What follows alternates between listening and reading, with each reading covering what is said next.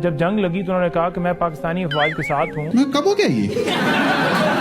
علیمہ خان صاحبہ کا بیان یاد ہے جس میں انہوں نے کہا تھا یہ ٹوپی ڈرامہ ہو رہا ہے سارا, یہ رل مل کے کھیل رہے ہیں, یہ فکس میچ ہے یہ سارا. لیکن بالکل انہوں نے بیان دیا تھا, آن ریکارڈ ہے. علیمہ خان صاحبہ نے یہ جو جملہ کہا آپ خود ایکسیپٹ کر رہے ہیں کہ یس شی سیڈ دیٹ, لیکن آپ مانتے ہیں کہ وہ غلط تھی, انہوں نے یہ غلط بیان دیا, ان کو نہیں دینا چاہیے تھا جنگ کے موقع پہ.